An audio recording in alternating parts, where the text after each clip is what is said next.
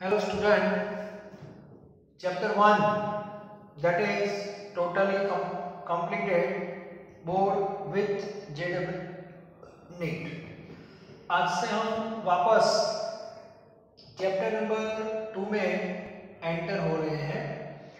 Chapter number 2 जो है वो भी हमने पूरा कंप्लीट कर लिया है और उसको दो सेक्शन में डिवाइड किया था, पार्ट 1 एंड पार्ट 2। पार्ट 2 जो था दैट इज क्वांटम मैकेनिक्स, उससे रिलेटेड जो भी क्वेश्चंस थे एक्सरसाइज में वो भी हमने कंप्लीट कर दिए हैं।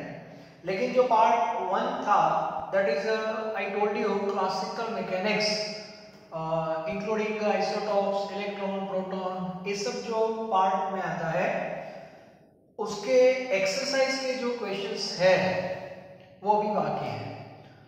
तो उसके 3 या 4 लेक्चर हो सकते हैं। तो आज से हम जो पार्ट 1 है उसमें भी स्पेसिफिकली पार्ट पे जा रहे हैं, प्रोटॉन, न्यूट्रॉन, इलेक्ट्रॉन। इसके बेस पे एक्सरसाइज में भी बहुत क्वेश्चंस दिए हैं, तो कुछ इंपॉर्टेंट भी है फॉर JEE और नीट।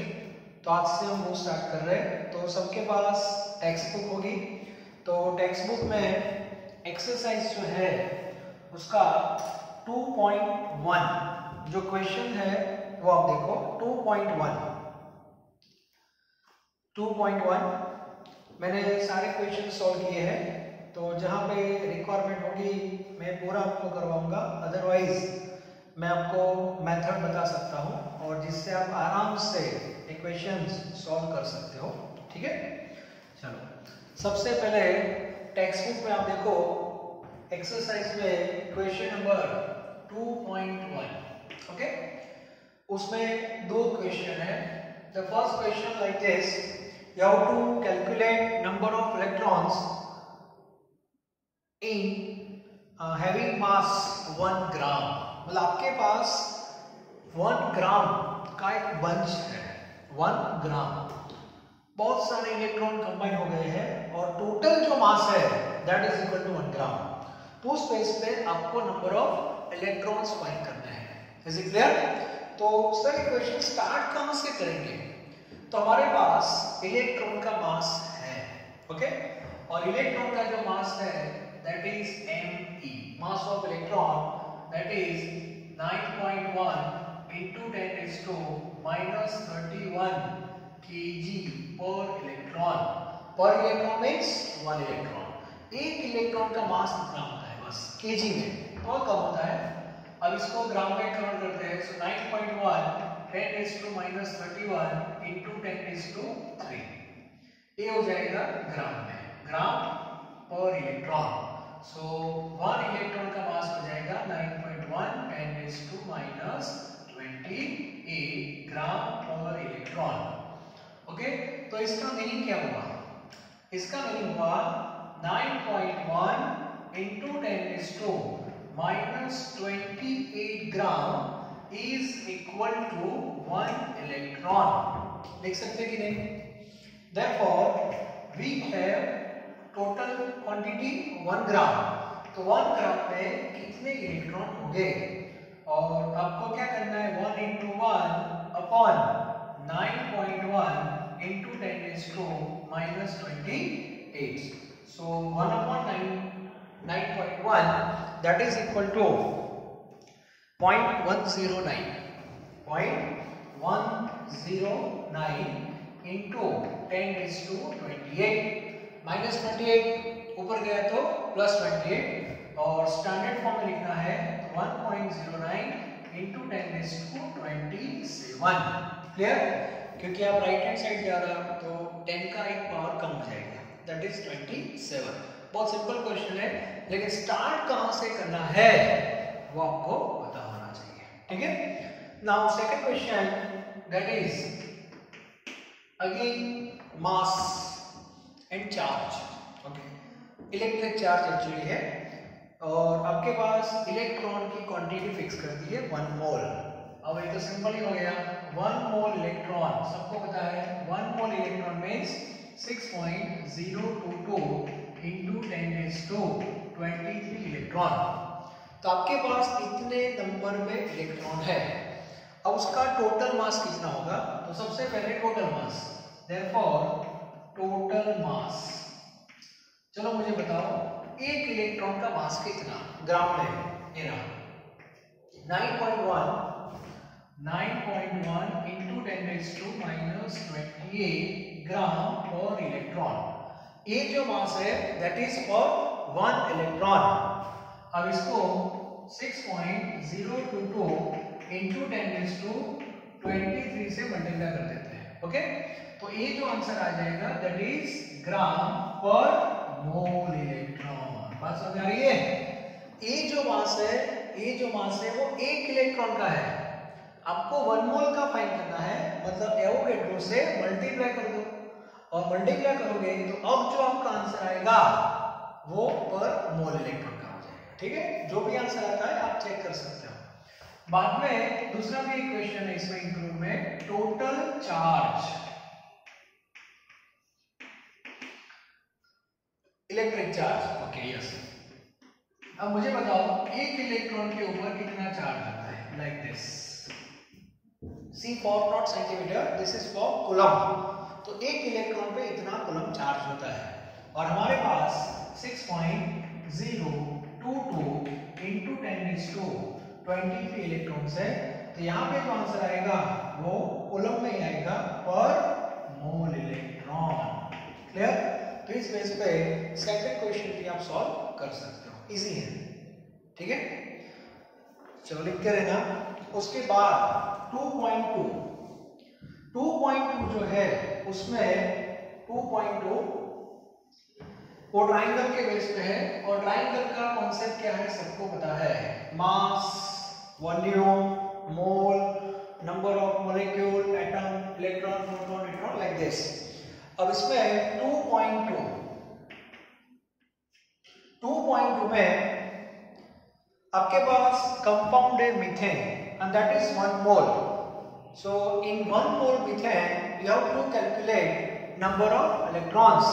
और ऐसे क्वेश्चन को सॉल्व कैसे करना है मैंने आपको बता दिया था।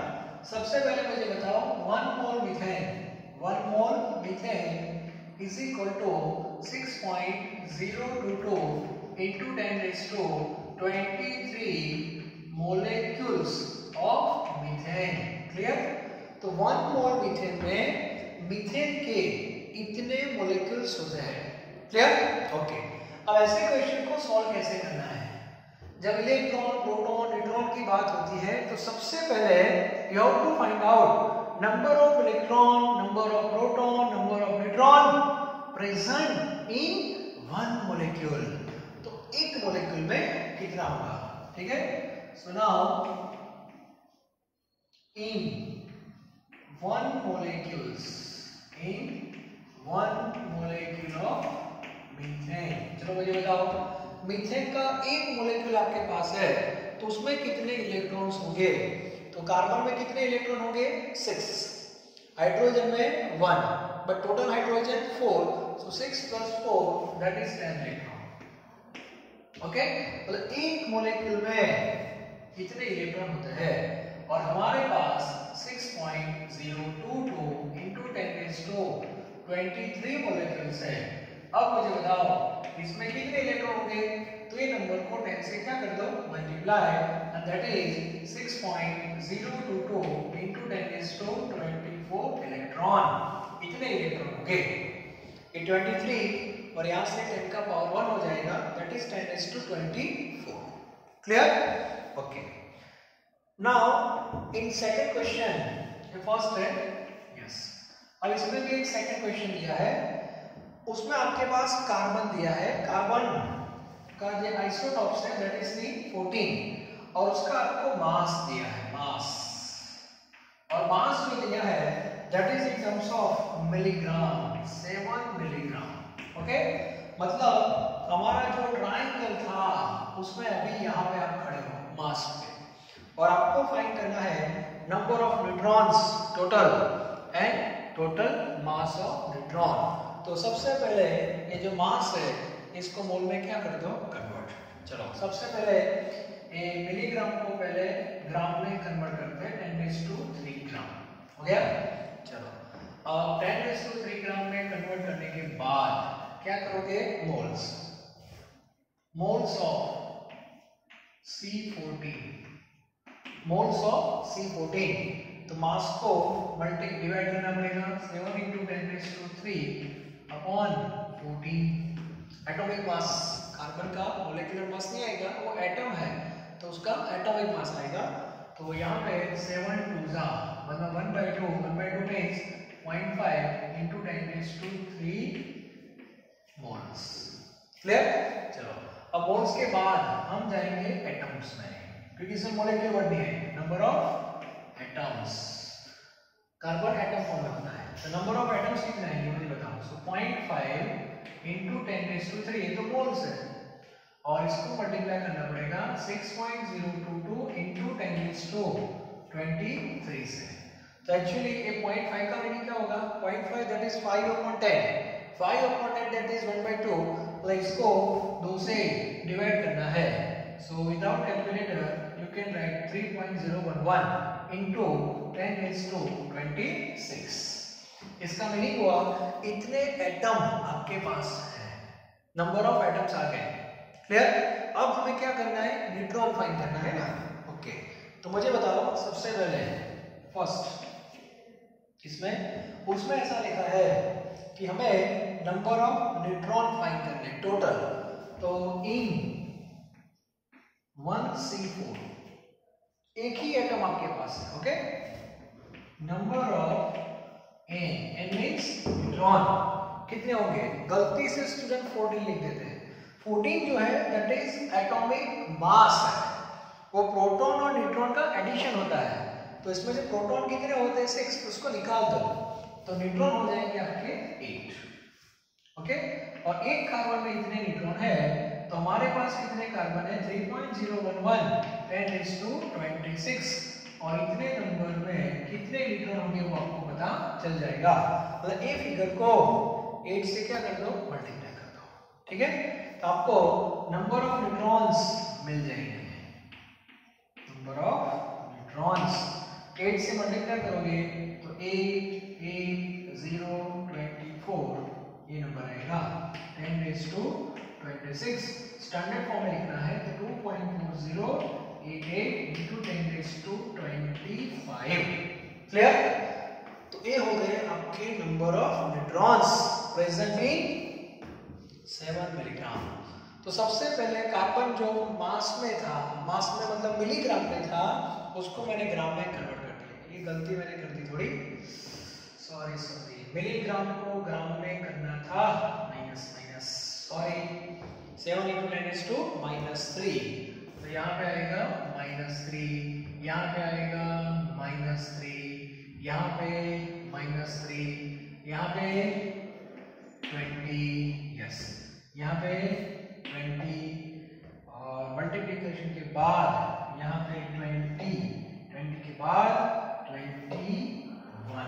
मैं चेक कर लेता हूँ, ठीक है? यस 21, 2.4088 × 10⁻21। तो ये थोड़ा करेक्शन है। ओके, तो ये क्लियर होना चाहिए। तो ये हो गए आपके नंबर ऑफ न्यूट्रॉन्स। अब सिंपल है, एक न्यूट्रॉन का मास आपको पता है। दूसरा क्वेश्चन क्या है? न्यूट्रॉन का मास फाइंड करना है। तो एक न्यूट्रॉन का आपको दिया है केजी में, तो इसको इन नंबर से क्या कर देना? मल्टीप्लाई कर देना, तो आपको आंसर मिल जाएगा। ठीक है, बाद में 2.2 में एक थर्ड क्वेश्चन है, वो भी आप खुद सॉल्व कर सकते हो। उसमें जो कंपाउंड दिया है दैट इज अमोनिया, और अमोनिया का भी आपको मास ही दिया है लाइक दिस, और वो भी मिलीग्राम में ही दिया है। तो सबसे पहले उसको ग्राम में क्या कर देना? Convert like this. ओके, और बाद में उसके मोल फाइंड कर दो। तो अमोनिया का मोलर मास 17 से डिवाइड कर दो दैट इज मोल। मोल को एवोगैड्रो से मल्टीप्लाई कर दो दैट इज मोलेक्यूल। और एक मोलेक्यूल में कितने प्रोटॉन होते हैं वो आपको पता है। एमोनिया का एक मोलेक्यूल आपके पास है, फॉर एग्जांपल NH3। तो नाइट्रोजन में 7, हाइड्रोजन में 3, तो इलेक्ट्रॉन हो जाएंगे आपके सॉरी प्रोटॉन हो जाएंगे आपके 10। तो एक में 10 है तो इतने में कितने, तो प्रोटॉन आ गए, और एक प्रोटॉन का मास आपको पता है, तो टोटल प्रोटॉन से क्या कर दो, मल्टीप्लाई कर दो, तो एक क्वेश्चन भी आपका हो जाएगा। क्लियर। उसके बाद 2.3 वो भी आपके लिए होमवर्क में दे रहा हूँ। Carbon, oxygen, magnesium, Fe, strontium सबका रिप्रेजेंटेशन दिया है। नीचे क्या लिखते हैं, atomic mass, sorry atomic number, और ऊपर atomic mass. Atomic number represent what? Number of proton. All are atoms. It means number of proton and number of electrons are same. तो ज्यादा टेंशन लेने की जरूरत नहीं है। तो नीचे जो नंबर लिखे हैं that is equal to proton as well as electron. Now how to find out number of neutron?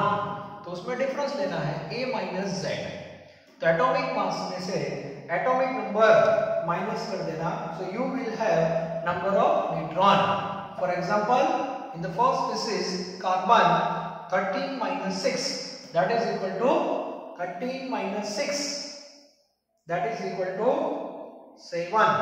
तो 7 हो जाएंगे number of neutron. So 2.3 आप कर लेना.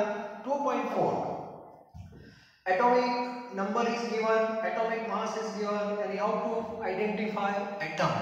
तो मुझे बताओ 17 नंबर किसका है, मुझे बताओ फ्लोरीन। तो यहाँ पे लिखना है 17 और ऊपर लिखना है आपको 35।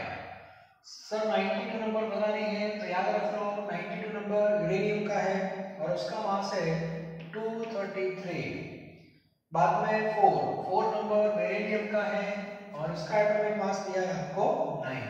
सो 1 to 30 तक के एलिमेंट तो आपको पता ही होने चाहिए, और आगे जो भी इंपॉर्टेंट होते हैं इन पास्ट कहीं ना कहीं आ चुके हैं यूरेनियम, वो सब तो थोड़े पता होने चाहिए।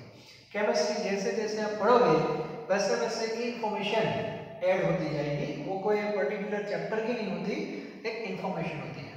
तो एक पार्ट ये हो गया।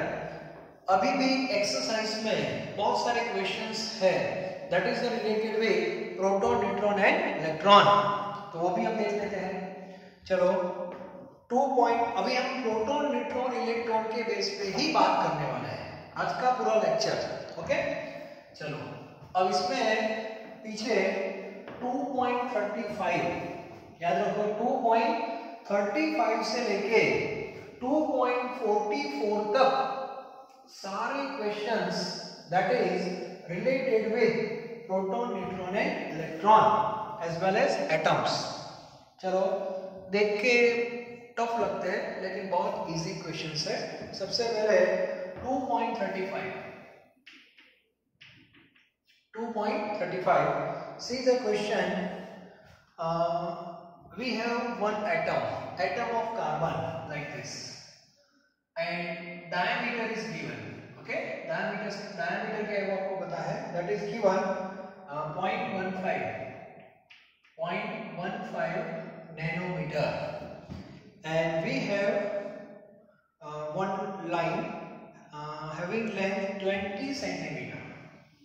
मान लो कि एक लाइन है और उसकी लेंथ है 20 सेंटीमीटर, मतलब एक 20 सेंटीमीटर की जो लाइन है उसमें इतने डायमीटर वाले कितने कार्बन हम इस लाइन पे अरेंज कर सकते हैं। क्लियर। तो कैसे फाइंड करोगे, तो सिंपल क्वेश्चन ही है, आराम से सॉल्व हो जाएगा। लेकिन सबसे पहले यूनिट का इश्यू है और यूनिट का लेक्चर मैंने ले लिया है। ओके, तो ये नैनोमीटर में है और ये सेंटीमीटर में है, या तो दोनों नैनोमीटर में होने चाहिए या तो दोनों सेंटीमीटर में होने चाहिए। अभी मैं इसको नैनोमीटर में कन्वर्ट कर रहा हूँ। अब हमारे पास सेंटीमीटर से डायरेक्ट नैनोमीटर का मान लो कि रिलेशन आपको पता नहीं है, तो आप पहले सेंटीमीटर को मीटर में कन्वर्ट कर लो बस, लाइक दिस। हो गया, एक मीटर हो गया। सर ये कैसे आया, 1 metre is equal to 10⁻²² centimetre होता है कि नहीं, तो -2 को इधर ले लो तो क्या हो जाएगा, 10⁻² metre is equal to 1 centimetre, ऐसा हो जाएगा। ओके, तो 1 centimetre equal to this, so 20 centimetre is equal to this. तो ये डेटा आपका हो गया मीटर में। अब आपको मीटर में से नैनोमीटर का कॉन्सेप्ट पता है, नैनोमीटर में जाना है तो 10⁻³ फाइनली 20 into 10�7 नैनोमीटर हो जाएगा। मतलब अभी इसकी जो लेंथ है वो इतनी है, नैनोमीटर। ओके, अब नंबर ऑफ कार्बन कैसे फाइंड करोगे? तो सिंपल, नंबर ऑफ कार्बन आपको फाइंड करना है, तो ये जो टोटल लेंथ है, टोटल, उसको डिवाइड कर दो किस नंबर से? 0.15, और 0.15 मींस 100 है, सो 2000 हो जाएगा ना। ओके, 10⁻⁷ डिवाइड बाय 15, और ये जो आंसर आएगा that is number of carbon atoms having this diameter, and answer is 200 divided by 2 into 10⁸. 2 into 10⁸ divided by 0.15 सही है, मतलब 1.33 आंसर आ रहा है। 1.33 into 10⁹ स्टैंडर्ड फॉर्म में चेक कर लेना, इतने कार्बन हम अरेंज कर सकते हैं। तो conversion of unit is very important. Okay, now next one 2.36। 2.36 जो है उसका उल्टा है, number of atoms of carbon is given, okay, and total length is given, so you have to find out radius. तो इसमें भी क्या करोगे आप? पहले डायमीटर मिलेगा और इसको 2 से क्या कर देना? डिवाइड कर देना। तो सबसे पहले हमें डायमीटर आपको फाइंड करना है, तो कैसे करोगे? तो इतनी जो लेंथ है 2.4 सेंटीमीटर, इसको नंबर से क्या कर दो? डिवाइड कर दो। तो नंबर से आप डिवाइड करोगे तो एक एटम का डायमीटर आपको मिल जाएगा, ठीक है। और लेंथ कितनी है? 2.4 सेंटीमीटर है ना? यस, और इसको डिवाइड करना है 2 into 10⁸ से, ये नंबर है, तो ये हो जाएगा आपका 1.2, हाफ हो जाएगा ना, इंटू 10⁻⁻8 सेंटीमीटर, ये हो जाएगा डायमीटर। आपको रेडियस फाइंड करनी है, तो फिर से 2 से क्या कर दो? डिवाइड कर दो। तो 1.2 मींस 0.6 इंटू 10⁻⁸ हो जाएगा सेंटीमीटर। मीटर में कन्वर्ट करना हो तो 10⁻² कर दो तो मीटर हो जाएगा। नैनोमीटर में जाना है तो 10⁹ कर दो, दैट इज नैनोमीटर। और फाइनल आंसर हो जाएगा 0.6 इंटू 10⁻², ये 9 है और ये -10, तो ये हो जाएगा आपका -1, और फाइनल आंसर हो जाएगा 0.06। 0.06 आंसर आना चाहिए, yes, 0.06, that is in terms of nanometre. तो ये 2.35 और ये 2.36। बाद में 2.37 जो है वो जिंक का है, उसमें जो डायमीटर है वो एंगस्ट्रॉम में दिया है। तो एंगस्ट्रॉम का मीटर पता है ना, 10⁻⁻10 मीटर कर देना, मीटर से नैनोमीटर में भी आप आ सकते हो। ओके, तो बाद में उसमें रेडियस फाइंड करनी है तो आप कर देना, और उसमें भी लेंथ आपको दी है तो आप डिवाइड कर सकते हो। सो 2.37 दैट इज इन होमवर्क। 2.38, चलो ये 3 क्वेश्चन रेडियस वाले हो गए। अब 38 और 39 वो इलेक्ट्रॉन का जो चार्ज है उसके बेस पे है। तो आपके पास एक पार्टिकल है और उसके ऊपर टोटल चार्ज दिया है, और वो जो पार्टिकल है that contains number of electrons. तो टोटल चार्ज आपको दिया है तो उसको डिवाइड कर दो, 1.6 इंटू 10⁻⁻19 से डिवाइड कर दो, तो ये जो नंबर आएगा वो इलेक्ट्रॉन का आ जाएगा। 2.39 जो है वो भी सेम पैटर्न पे है, कूलम दिया है और उसको मल्टीप्लाई कर देना, डिवाइड कर देना 1.6 इंटू 10⁻⁻19, तो ये भी आपका हो जाएगा। तो सिंपल क्वेश्चंस ये है। 2.40 जो हमने रुदरफोर्ड का एक्सपेरिमेंट किया था उसमें हमने गोल्ड फॉइल यूज की थी, ठीक है। अब क्वेश्चन में ऐसा है कि गोल्ड फॉइल की जगह आप एल्यूमिनियम फॉइल यूज करते हो, तो एक्सपेरिमेंट में कौन कौन से वेरिएशन आ सकते हैं? तो ज्यादा तो कुछ वेरिएशन नहीं आएंगे, लेकिन एल्यूमिनियम का जो न्यूक्लियस है वो छोटा होगा कंपेयर टू गोल्ड। तो एटम का जो रिप्रेजेंटेशन है उसमें न्यूक्लियस छोटा हो जाएगा, सो ओवरऑल बीच में जो एम्प्टी स्पेस है वो ज्यादा हो जाएगी, और उससे ज्यादा अल्फा पार्टिकल पास हो सकते हैं, और डेविएशन भी थोड़ा ज्यादा रहेगा कंपेयर टू गोल्ड फॉइल। बाद में रिप्रेजेंटेशन जो है, मान लो कि हम एटॉमिक नंबर नीचे लिखते हैं, एटॉमिक मास ऊपर लिखते हैं, तो ये लोग बोलते हैं कि उसको उल्टा कर सकते हो, तो नहीं कर सकते, क्योंकि आइसोटॉप का कॉन्सेप्ट है, उसमें मास जो होगा वो चेंज होता रहेगा और जो चेंज होता है उसको ऊपर लिखते हैं, that is a pattern. Clear? तो ये भी हम नहीं कर सकते। अब जो मैं क्वेश्चन आपको पढ़ाने जा रहा हूं 2.40, 243 एंड 44, ये तीनों question most important, not for board exam और school exam, it is very important even for JEE and NEET. तो तीन क्वेश्चन जो है वो हमारी टेक्स्ट बुक में है, एक्सरसाइज में। ज्यादातर स्टूडेंट स्किप करते हैं, हमें स्किप नहीं करना है, ठीक है?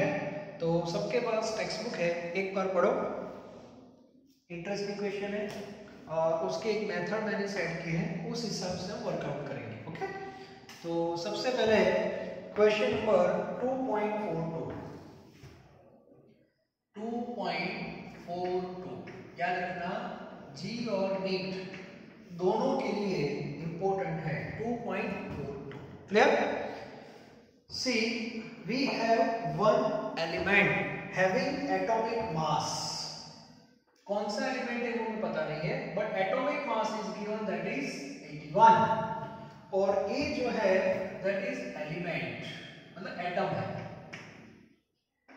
ओके, अब एटम में आपको पता है प्रोटॉन इलेक्ट्रॉन सेम होंगे, न्यूट्रॉन में वेरिएशन आ सकता है। ओके, अब यहाँ पे एक इंफॉर्मेशन दी है, दो पार्टिकल जो है उसके बीच की, नॉर्मली ऐसा है न्यूट्रॉन के नंबर नॉर्मली ज्यादा होता है कंपेयर टू प्रोटॉन। तो यहाँ पे एक इंफॉर्मेशन दी है कि न्यूट्रॉन के जो नंबर है वो प्रोटॉन से कितने ज्यादा है compare to proton, and that is given in percentage 31.7%।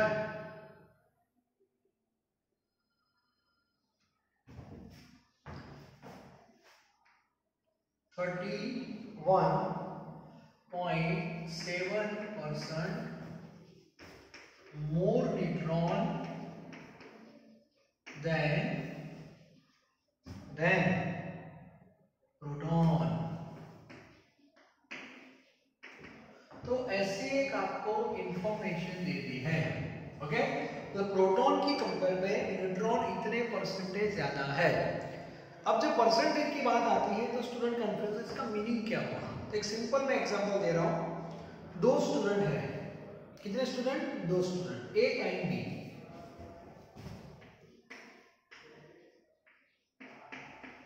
ठीक है, अब इन्हें बताया कि मेरे पास बी से ज्यादा पैसे हैं, चलो बात सही है, हो सकते हैं, कितने? तो उसमें आंसर परसेंटेज में दिया, सर 20%।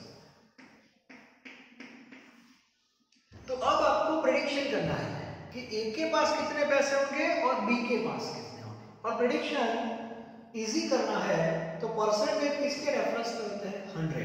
तो इसका मीनिंग हुआ बी के पास 100 रुपीज आप एज्यूम कर दो। क्लियर? तो ए के पास 20% ज्यादा है, इट मींस ए के पास 120 रुपीज है।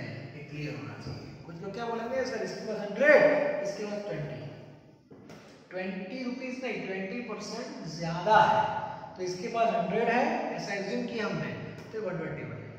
क्लियर? तो इस बेस पे हम आगे बढ़ना चाहते हैं। तो मुझे बताओ इसमें भी हम क्या करेंगे, देखो 31.7% मोर न्यूट्रॉन देन प्रोटॉन। तो इसका मीनिंग हुआ if proton is equal to 100, assumption दिए गए, proton is equal to 100 then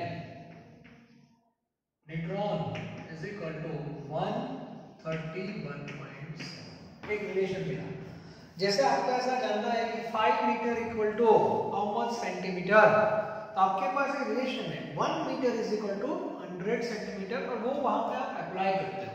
तो यहाँ पे मैंने एक रिलेशन बना दिया according to this line, proton हमारे पास 100 है तो न्यूट्रॉन 131.7 होंगे, ऐसा बोल सकते हो। ओके, अब हमारे पास therefore हमारे पास तो पता नहीं इसमें कितने प्रोटॉन हैं, वो तो हमें पता नहीं है।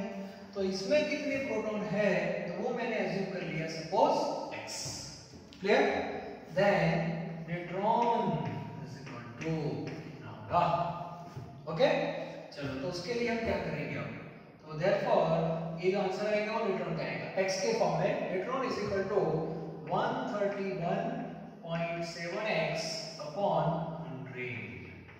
तो ये जो नंबर आया वो न्यूट्रॉन का आ गया x के फॉर्म में। ओके, अब सेकंड पार्ट।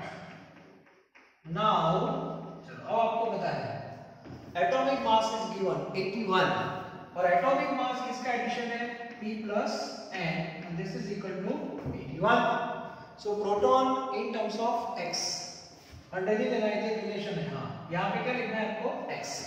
न्यूट्रॉन का आंसर भी x के फॉर्म में आ गया plus 131.7x upon 100 and this is equal to 81।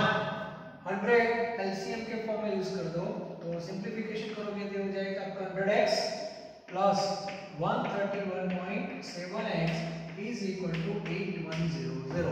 100 वहां पे मल्टीप्लाई हो जाएगा। ओके, इन दोनों का एडिशन क्या होगा, इन दोनों का एडिशन हो जाएगा 231.7x is equal to 8100।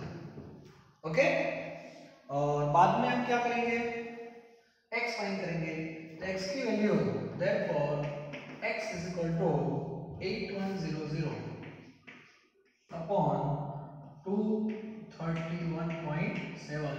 तो x की वैल्यू आपके सामने आएगी, वैल्यू ऑफ x ट्राई करो कितनी आ रही है value of x, that is 34.95 and this is equal to round off figure ले लेंगे 35।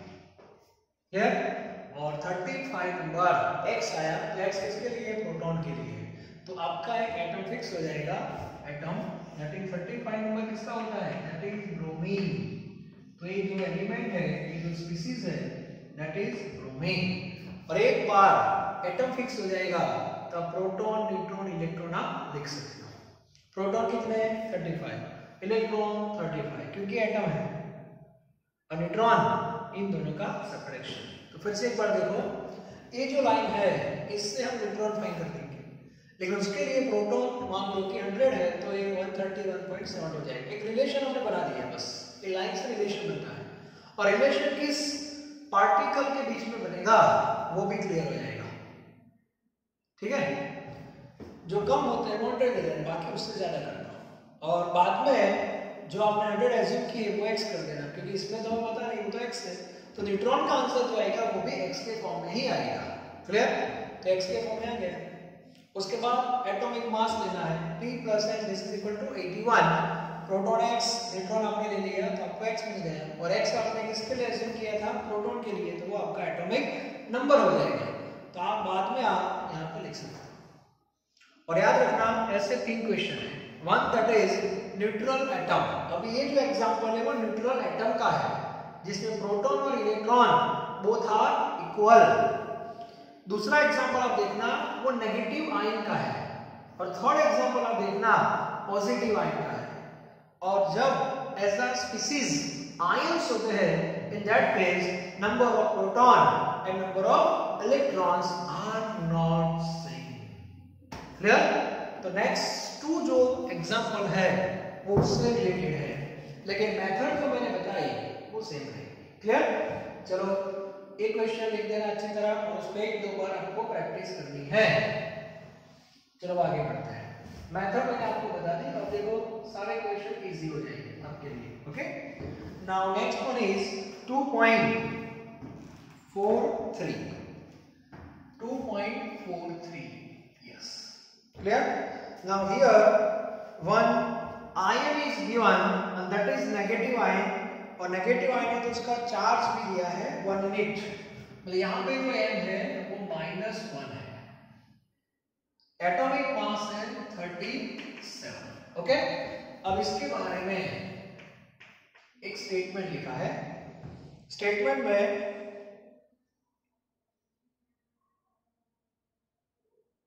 इलेक्ट्रॉन की कंपेयर में न्यूट्रॉन ज्यादा है। It means 11.1% more neutron, yes, more neutrons than electron. मतलब इस बार प्रोटॉन की जगह इलेक्ट्रॉन है। चलो सबसे पहले इसका हमें यूज करना है। कैसे करना है सबको मैंने बता दिया। इफ, तो इसका नंबर पहले ले लो, इलेक्ट्रॉन सपोज 100 है, ऐसा मान लो, ठीक है। देन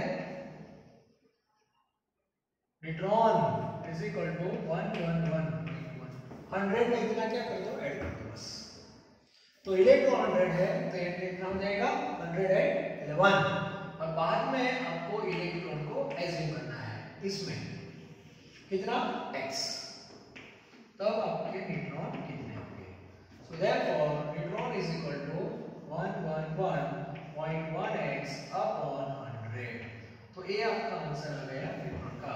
तो सबसे पहले आपको ये वर्क करना है। दूसरा वर्क आपका कौन सा हो जाएगा, p प्लस n आपको लेना है 37।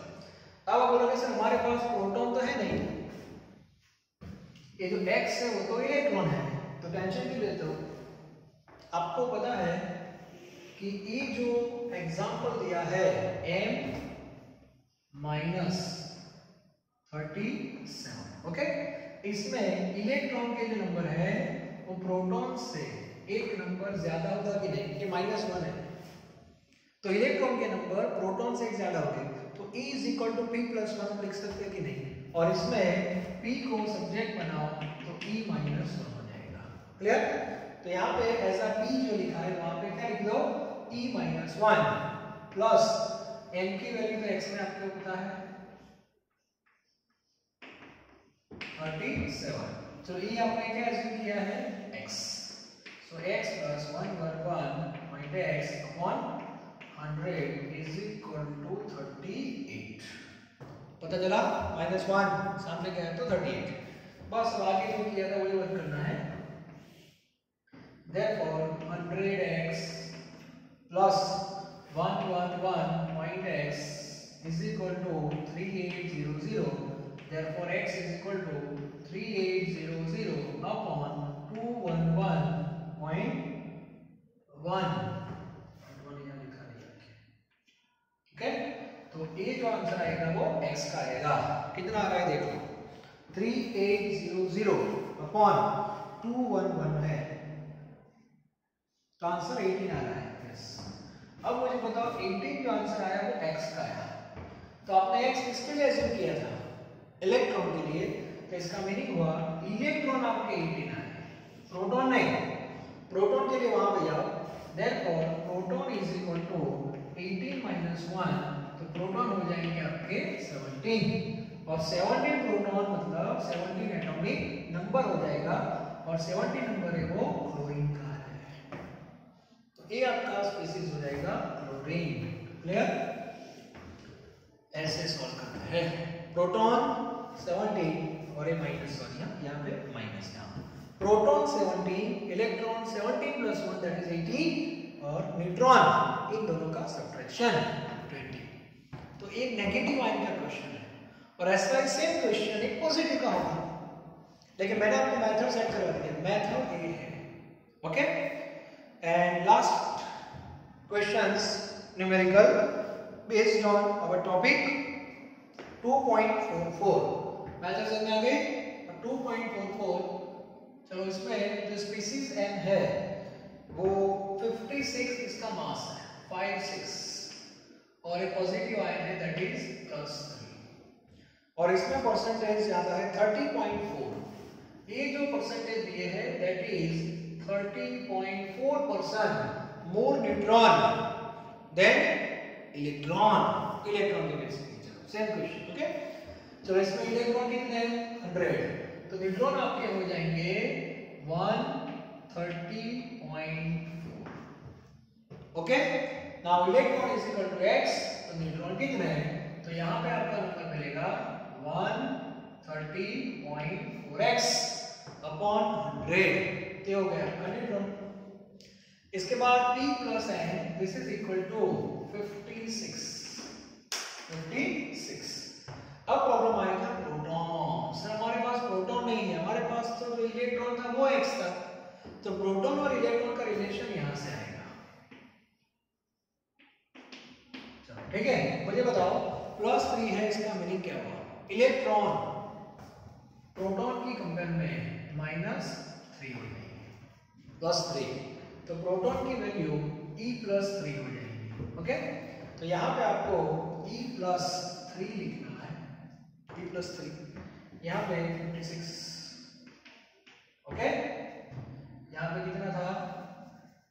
130.4x, 3 वहां चले गए तो ये फिगर आपका हो जाएगा 53। तो x यहाँ पे 130.4 और 100x यहाँ पे 130.4x इज इक्वल टू 5300। यहाँ पे आएगा 5300 और नीचे फिगर हो जाएगा आपका 230.4 और 5300 को 2304 से डिवाइड किया तो आंसर आएगा 23। ये आंसर आपका x का आ जाएगा, that is 23 and 23 that is electron. तो ये नंबर आ गया आपके इलेक्ट्रॉन के आ गए। और प्रोटॉन के कितने आएंगे तो उसके लिए वापस रिलेशन में जाओ तो प्रोटॉन के नंबर इलेक्ट्रॉन से 3 ज्यादा रहेंगे। इलेक्ट्रॉन आपके आ गए 23 + 3 पे हो जाएंगे 26 और 26 नंबर Fe का है तो यहाँ पे 26 56 और यहाँ पे +3। प्रोटॉन 26, इलेक्ट्रॉन 23 और न्यूट्रॉन प्लस। क्लियर? तो आज का जो लेक्चर था उसमें सारे क्वेश्चंस मैंने प्रोटॉन, न्यूट्रॉन और इलेक्ट्रॉन के बेस पे आपको सॉल्व करवाए। ठीक है, तो आज का लेक्चर यहाँ पे कंप्लीट हो रहा है, लेकिन ये जो लास्ट 3 क्वेश्चंस जो मैंने अभी बताए वो मोस्ट इंपोर्टेंट है। तो मेरी एडवाइस है ये तीनों क्वेश्चन लास्ट 3 जो मैंने आपको बताए वो तीनों 2 बार या 3 बार आप लिख देना। ठीक है, और मैंने आपको एक मेथड बता दी है। मेथड क्या है वो पता है, 3 फॉर्मेट में क्वेश्चंस आता है। एटम का आ सकता है, पॉजिटिव आयन का आ सकता है और नेगेटिव आयन का आ सकता है, और रिलेशन कैसे बनाना है वो भी क्लियर होना चाहिए। ओके, तो इसके लिए मेथड मैंने सेट की है, उस हिसाब से आपको आगे बढ़ना है। अब हमारा जो नेक्स्ट लेक्चर होगा वो नए टॉपिक के साथ होगा, जिसमें रेडिएशन पार्ट हमने पढ़ा था। हम टॉपिक वाइज ही जाएंगे, रेडिएशन के कितने सम है वो हम देखेंगे। जो इजी होंगे, इजी गोइंग, वो आपको खुद करने हैं, मैं आपको हिंट दे दूंगा, और जो टफ है, नए हैं लाइक दिस, वो पूरा मैं आपको करवा दूंगा। ठीक है, तो उस बेस पे हमारा चैप्टर को आगे बढ़ता रहेगा। So thank you very much.